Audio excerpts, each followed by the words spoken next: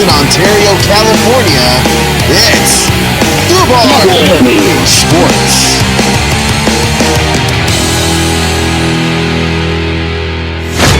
Hey everyone, I'm Josh, and we got Josie on the mix. What's cracking? Welcome to Foobar Sports episode 30. You can find our episodes on FoobarShow.com or any podcast app, and join us as we record on our Facebook group, Foobar Sports. Well, let's get after it, Foo C. Yeah, man. Just you and me today. It's just me and you. No Foo. We are sans Foo today. Yeah. Which, might be pleasant. I didn't know it was my birthday. It came early this year. Yeah. So, lately and right now in sports, it's primarily, soccer Soccer and baseball. Yep. Pretty much. And then we're starting to get a little sprinkle of football right now because we got the drama. The drama, first off, with the new Madden ratings coming out, which I don't get it's funny how these guys get so bent out of shape. Is that a recent phenomenon? In like the last 3 years, I would say. People are actually starting to care. And I think it's because the quality of the game has gotten so good that it's actually starting to reflect how they actually perform on the field. Exactly. And then a lot of these players have played Madden themselves over the years. Oh, so they grew up with it. They grew up with it, yeah. So unlike the old timers where there was nothing like that. Yeah, they didn't give a shit. They're like, oh, okay, whatever the hell Madden is. But no, now these kids are actually looking forward to being in the game of Madden. So there was one example of Keenan Allen of the Chargers, the wide receiver of the Chargers. Mm-hmm. He literally asked in an interview with Madden. He's like, okay, what's my rating on there? He's like 89. Okay, who's better than me? Who's higher than me? And they're like, I think one of the suggestions was Tyreek Hill. And he's just like, he's not better than me, though. He's like, see? And it's just like, dang. These guys are really getting bent out of shape. So much so that Madden themselves had to create a new job position pretty much within their company called the Madden Ratings Adjuster. The Justifier. The Justifier. I like that. Adjuster. An adjuster. He's an adjuster. So, cool. you put in a claim. Yeah. You put in a claim, and then your claims adjuster will be coming out there to assess. I wonder what their the actual deductible value. Is like. Oh, dude, it's probably like 10,000. It's football players. Chump change, I guess. Right? They spend that night on a Tuesday night. Yeah, no kidding. Oh, jeez. So I saw a video. They have a lot of videos out now because it's becoming a thing where these adjusters show up at practice randomly for these players. Mm-hmm. So one of them was, Leonard Fournette of the Jacksonville Jaguars. He was rated at an 88 where he swears he's a 90. So they showed up at the Jacksonville training camp.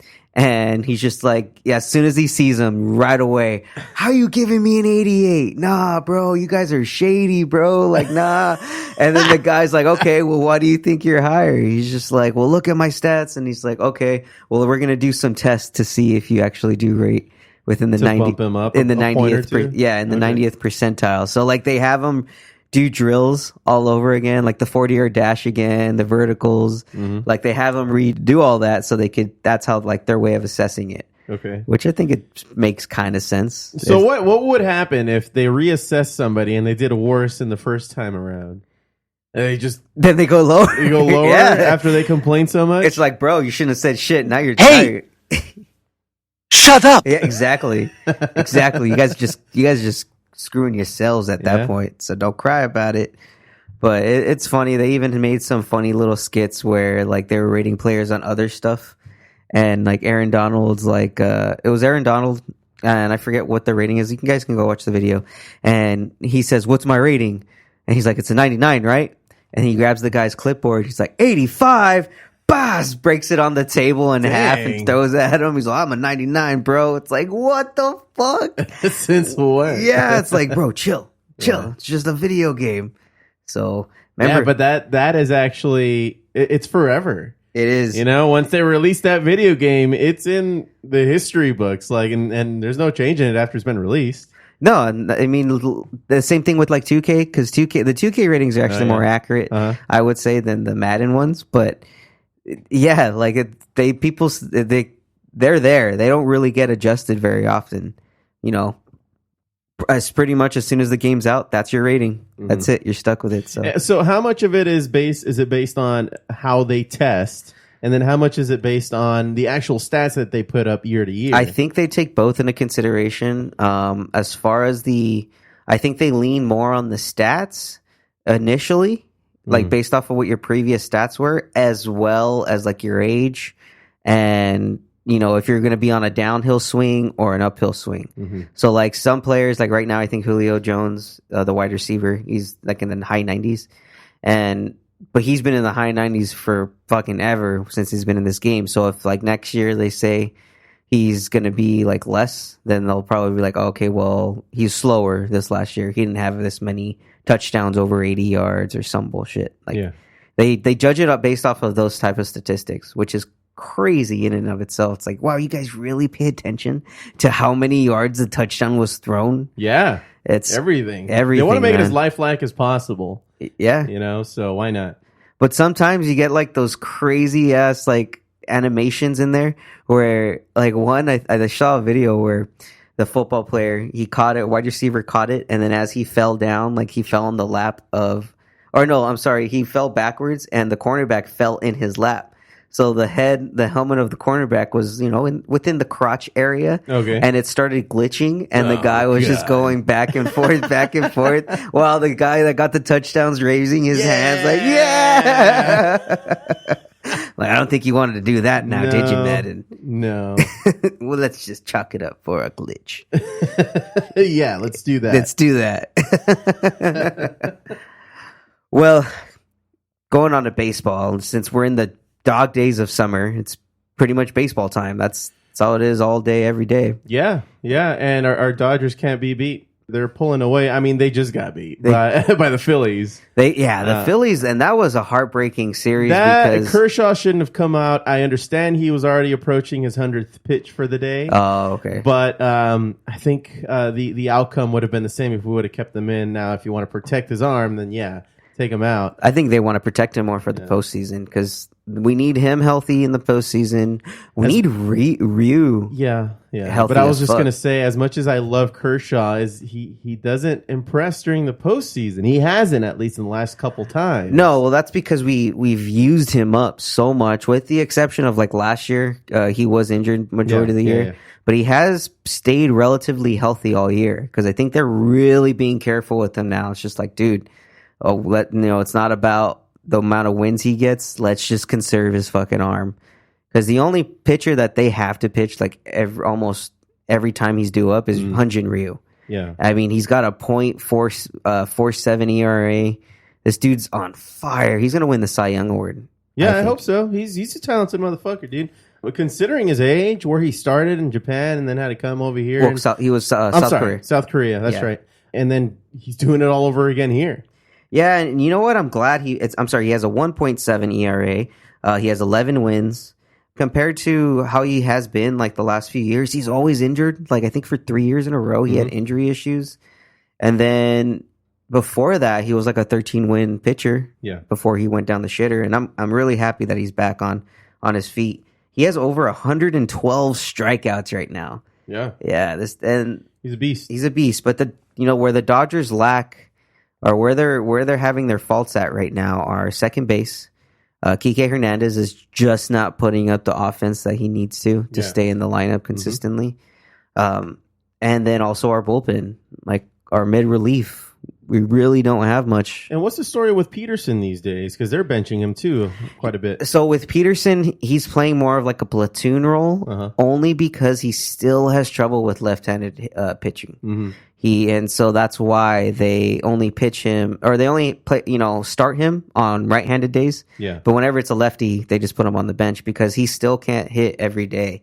Like whereas, how Bellinger was last year, he was in the same boat. He's fixed that issue. Like Bellinger can hit, has been hitting both righties and lefties pretty consistently lately. So until Jock can prove that he can hit the lefties more consistently, they're not going to put him in on a lefty starter day. And then, he'll be ready for the playoffs because he did pretty well for us last year. Well. Yeah, he did. Yeah. So I would rather conserve him. Pollock just came back, so he's been back in center field. And then, Bellinger's everyday guy. I'm glad that they finally found a spot for him in right field, like as an everyday guy. Yeah, and it's easier to hug out there too. I mean, nothing's going down in right field. Exactly, man. They can just walk up, get his autograph, take a picture, and then see you later. Watching the dandelions grow on right field. They know, just don't hit it over there. Yeah. Avoid that guy. But yeah, Dodgers really need help though in their middle relief because Baez is hit and miss. Joe Kelly's hit and miss. Baez gives me anxiety. Yeah, no kidding. I just didn't see his face. I saw a bobblehead with his mug on it, and I got anxiety. I was like, "Oh, this guy's gonna throw a bad game." And then recently, Kenley Jansen was revealed to have an injury. Yeah, his foot. He has a bad foot injury apparently. I wonder how long he's at it for. They said it's been a while, but Kenley's been downplaying it, and I guess Roberts was kind of annoyed or kind of like frustrated, like, dude, that he's lying to us. He's telling us, no, it's not that bad. And then on Tuesday night, after he blew the save, doesn't the organization have its own doctors that they can check up on? Honestly, though, if the guy has a high pain threshold, he could hide it. So like they could feel like if it's a slight, that he has an injury. Yeah. But as far as the severity, you don't know unless the person tells you. Like, you got X-rays and other shit that you can test on at least. True. They haven't looked into it as much as they should have. Yeah, exactly. Because they're trusting his word, and it's like, dude, don't anymore. Like, just fucking fix him. Like, don't listen to these guys. He used to be a really, really good pitcher. He was like, and now he's like, Jansen's up. It's like, dude, I don't know. It's a toss up. It's a toss up. It's like his shit could be on point. Like all of his pitches could be on point, and then at times, all of a sudden, it's like, fuck, 2 walks. Like, Jansen, what are you doing? Yeah, like chill, man. Like before, it was just you knew you were at least guaranteed 2 to 3 strikeouts. Jansen has a good poker face, so it's hard to tell when he's like actually pissed off that he just walked a couple guys in a row. So it's just like, it's hard to tell if he even cares. Yeah. And now that he has this thing that he's been downplaying. It's just like, all right, dude, how much do you really care about the organization? Yeah. So I still want to give him a chance. He doesn't piss me off as much as Baez does. Well, lately, I mean, he's kind of getting there. Well, you have to give Jansen the benefit of the doubt only because of the caliber player and closer he is. We know what his potential is. Exactly. We've seen it. It's just he has to be healthy. It wasn't even that long ago either. No, not at all. And it's just his health. His health really is a big factor. And if he can stay healthy, then yeah, he's by far the best closer in baseball. Mm-hmm. The other problem with that too is we have to use him and rely on him a little too much for a closer. Like, yes, we should have. Bullpen is not that great. No, not at all. I mean, Joe Kelly's finally kind of getting into that groove. I mean, he started off shit. It only took him half the season. Yeah, but this is actually when we need him now. At least he's showing what he can do now. Yeah, he's earning his money. He's earning his worth. He's showing why he won the World Series last year with the Red Sox. Mm-hmm. And then also Julio Urias hasn't been that bad. They just don't pitch him as often. But he hasn't been that bad as a middle reliever. Yeah. And someone I think that they should just tell him to bite the bullet, dude. We need you to win the World Series. They need to make Kenta Maeda just straight full-time bullpen as soon as we hit the playoffs. Yeah. Like, all right, dude, no more starter. Like, this is your last season with us anyway, so just come out of the bullpen, help us win a World Series. Yeah. And then go in free agency and get your starter money. Yeah. Let's just fucking play nice real quick and let's get this. I forgot about Maeda. Yeah, exactly. That's why it's we all did. We all did. But like the other night, he came in. I was watching the Marlins game, and he came in on middle relief. Dude, he pitched like fantastic 2 to 3 innings. Mm-hmm. Like he had like at least 4 or 5 strikeouts. It's like, dude, just bite the bullet, man. We all know you have pride of a starter. Just fucking be a middle relief. Yeah, do it for the team. For the team, be a team player. Also, the Dodgers really, I think they're going to be making some moves within this next week. Don't be surprised to hear a trade at least by this upcoming Saturday because they need help again in that middle relief. So they may go after pitchers from the Pirates. Vasquez, I believe his name, Felipe Vasquez. Uh-huh. He's like right now the top bullpen guy that's on everyone's trade market or on trade radar. So if we were to get him, then that would just straight up shore up our bullpen and we'll be ready for the fucking playoffs for sure. Sick. But Fu, I have a question for you. Would you want to like trade at least 2 of like our top 5 prospects to get this guy? Because I think he's like a 1-year rental too. I don't know, man. As much as it pains me to say it, I kind of trust them to do what is right. Yeah. So whatever they end up doing, this is the year they're going to win the World Series. If they don't win this year, I don't know what to tell you. Like, because we're doing excellent right now. We are. With the exception of the bullpen that every now and then surprises us on the negative side. Honestly, I would only at least want to give up one of our top guys. Like, I wouldn't want to give up Gavin Lux. I think there's another guy, like one of our pitching prospects. Yeah. I would be willing to give up one of our pitching prospects to get him.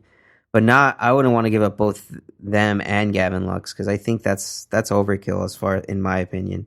We need to be thinking of the future as well as thinking of our immediate present. Like I understand, like some people have the mentality of fuck that, like let's just go all in and let's win the World Series.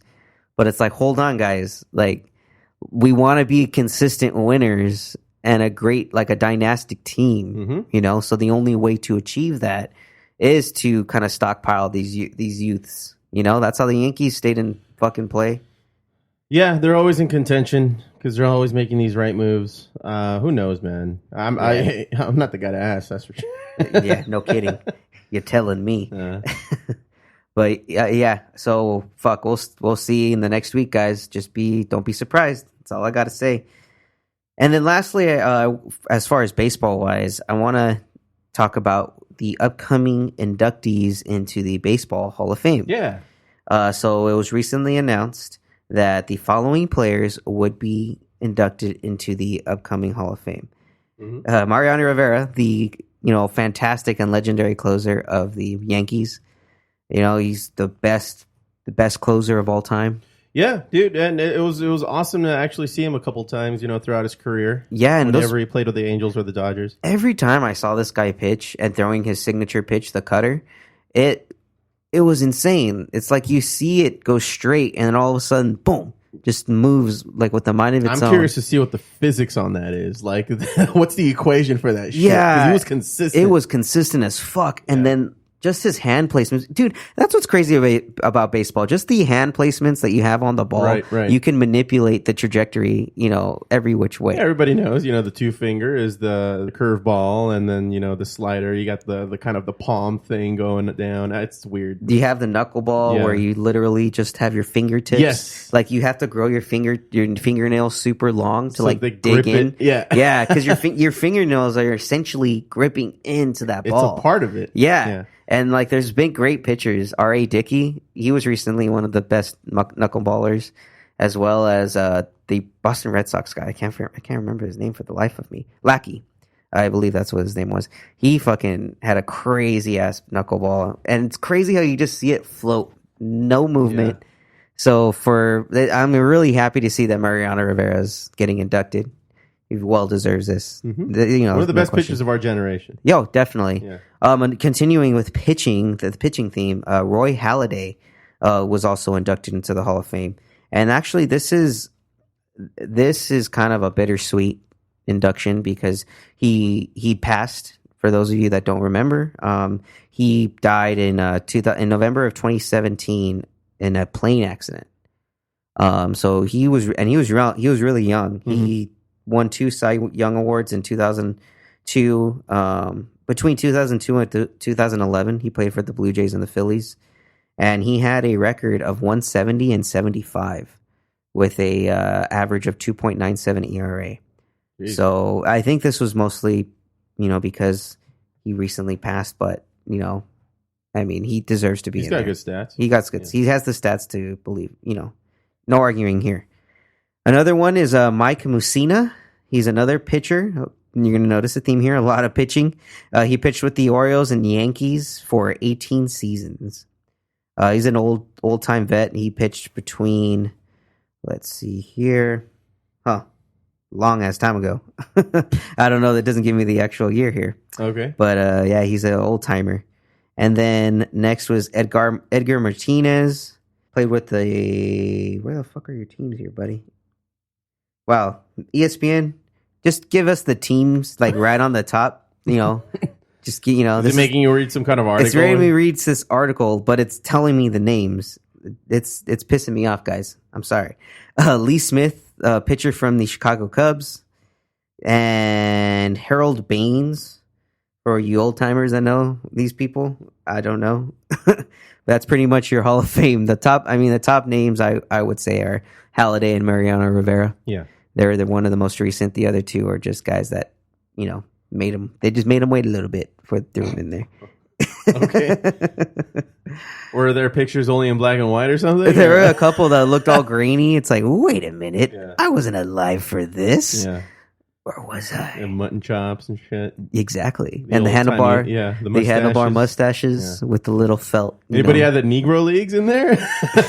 As a matter of fact, no. Really taken back. Right? They took it way back. Oh, man. But so, everyone, baseball is pretty much everything right now. NBA. Even FIFA's done with right now. FIFA's kind of still going. The Champions League still going on. If you guys are fans of FC Barcelona or know who any of these players are, Barcelona actually put in a bid to take back Neymar Jr. from Pierre St. George. Okay. And it was like $110 million bid or some shit.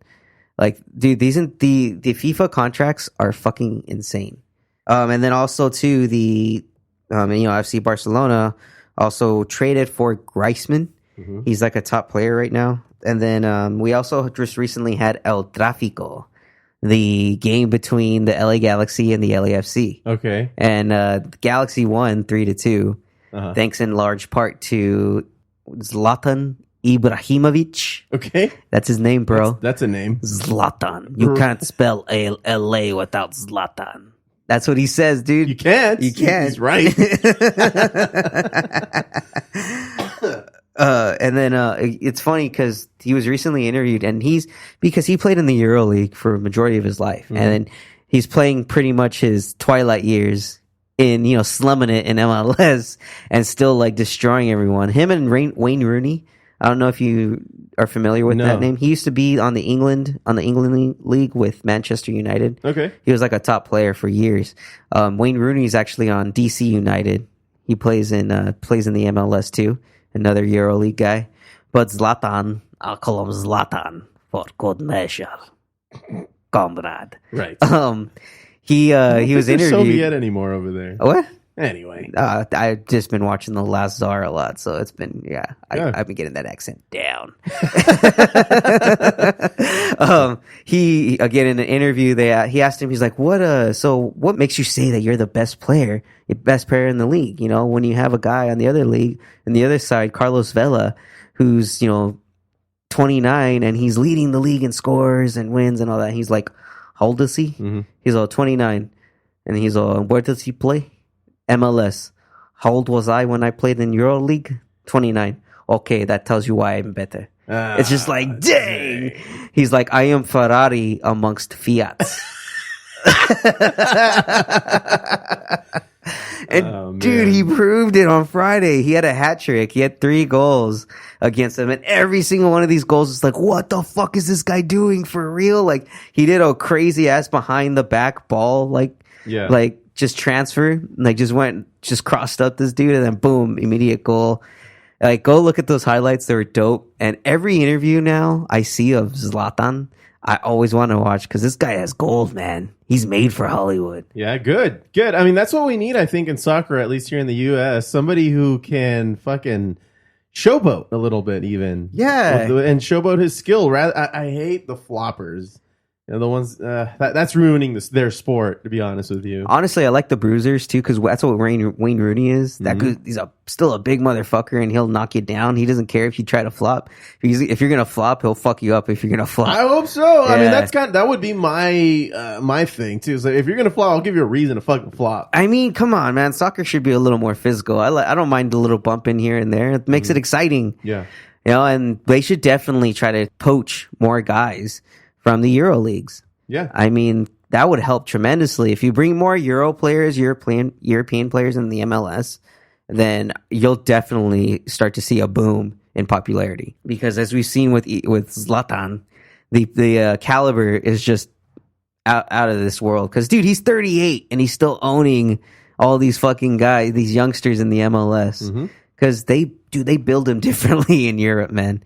They have. Did you know they have from them the start? Yeah, from 10 years old. Yeah, they have groomed. They have the U10 leagues. Like, so if you're like, let's say Barcelona, they have a U10 like league or a team where they go and they'll just keep you a part of their club up until like you're 18. You prove yourself to join Barcelona. That's what they did with Messi. Lionel Messi. He started off in one of their like U18 leagues, and then they're just like, "Fuck, dude, this guy's too good. We got to bring him up." And he's been a legend ever since. Nice. So give soccer a chance, guys. Just give soccer a chance. Oh, how I've tried. Hey, dude, did you hear about the Pacquiao fight last night? I did. He actually won. I cannot believe it. He recorded a knockdown in the opening round with Thurman with a beautiful right hook that proved to be the difference as it helped him kind of like steal round one and then moving forward and edge him out. Yeah. He's obviously not as experienced as Pacquiao. Pacquiao's already 40 years old, if you can believe it. And that's what I was like blown away realizing that last night. It's like, wait, what the fuck? Pacquiao, almost 40 years old, dude, and is still beating these guys' asses? Good job, guy.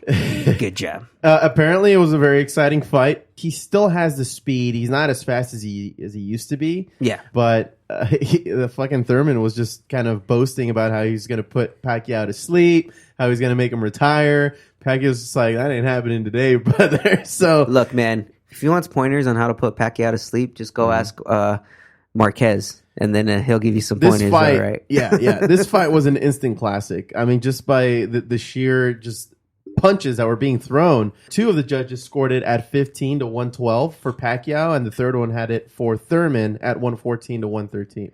Oh, okay. So it was still a decision at the end, but it was a great fight. And I'm glad that Pacquiao is delivering that kind of fight like he used to back in the day. Definitely. And then he's just going to go fly back over to the Philippines to sit on their Senate. The fighting senator, foo. See, you can't. Don't fuck with Philippines, man. Yeah. They'll fight you. They'll beat your ass. ass. At least one of them will.